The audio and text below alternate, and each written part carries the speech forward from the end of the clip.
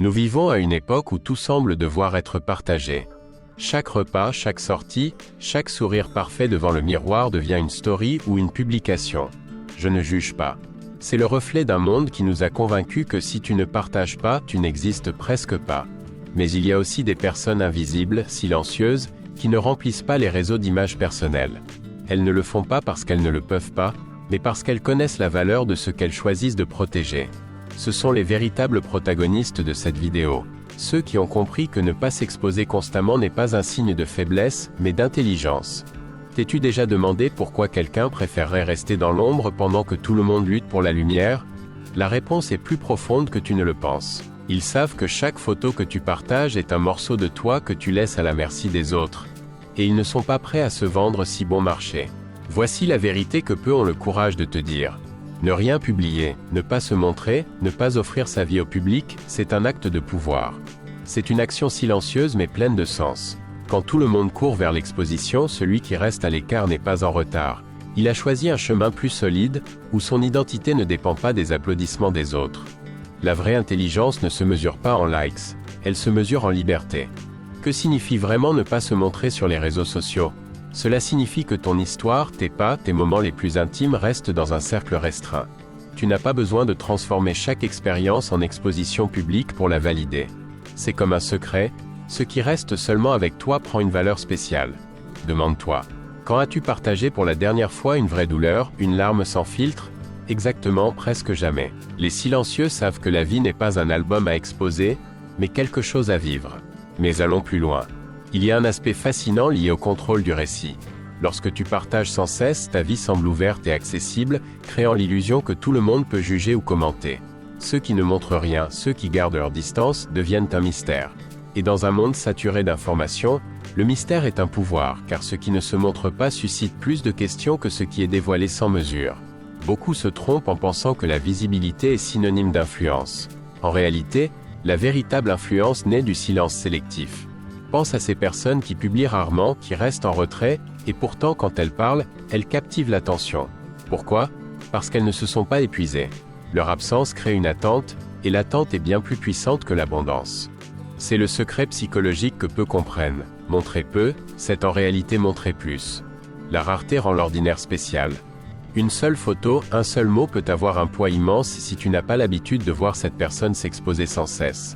À l'inverse, ceux qui publient sans arrêt deviennent prévisibles, répétitifs, voire invisibles dans le bruit numérique. Ceux qui ne publient pas ont compris que la rareté a une immense valeur dans un monde d'excès. De plus, il existe une autre dimension, plus profonde, liée à l'identité et à l'authenticité. Publier constamment crée une dépendance à la validation extérieure. Le cerveau s'habitue à recevoir des microdoses de gratification chaque fois que quelqu'un laisse un like ou un commentaire. Peu à peu, sans t'en rendre compte, tu commences à vivre pour les autres plutôt que pour toi-même. La vie devient une scène au lieu d'une expérience réelle. Que font ceux qui ne publient pas? Ils se libèrent de ce piège. Ils vivent selon ce qu'ils ressentent, sans penser à ce que cela donnera à l'écran. Ils mangent sans immortaliser chaque plat, voyagent sans annoncer, rient sans besoin de preuves photographiques. Cela, du point de vue psychologique, est de l'or.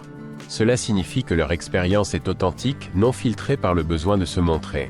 Ils ont retrouvé quelque chose que beaucoup ont perdu. La capacité de vivre pour soi-même. Et il y a un paradoxe brutal. Ceux qui ne publient pas sont perçus comme réservés, timides, voire ennuyeux. Mais la réalité, c'est que pendant que les autres exposent leur intimité pour des miettes d'attention, eux la protègent comme un trésor. Dans ce silence, ils construisent une forteresse invisible qui n'a rien à prouver car elle est déjà complète. Alors, qui est le plus fort? Celui qui a besoin de se montrer pour se sentir vivant, ou celui qui se sent si plein qu'il n'a rien à prouver à personne? La réponse est évidente mais inconfortable. La plupart continueront à publier pour ne pas y faire face. Et voici ce qui me fascine vraiment. Ne pas publier est aussi une forme de rébellion, une protestation silencieuse contre un système qui veut que tu sois exposé, qui veut que tu deviennes une marchandise sur un marché global. En refusant, tu deviens invisible à la consommation et inquantifiable par des métriques superficielles. Cette invisibilité est un pouvoir. Dans un monde obsédé par le fait d'être vu, disparaître est un luxe réservé aux plus intelligents. Alors revient la question inévitable, publies-tu pour te connecter ou pour être vu? Là réside la différence. Se connecter est authentique, intime, humain.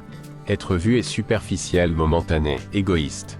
Ceux qui ne publient pas ont déjà fait leur choix. Ils préfèrent une connexion réelle, même silencieuse, à une exposition vide. Je te laisse avec une réflexion qui pourrait te faire penser longtemps. Que reste-t-il de toi lorsque tu éteins la caméra? Si ta vie cessait d'exister sans une publication, alors elle n'a jamais vraiment été la tienne.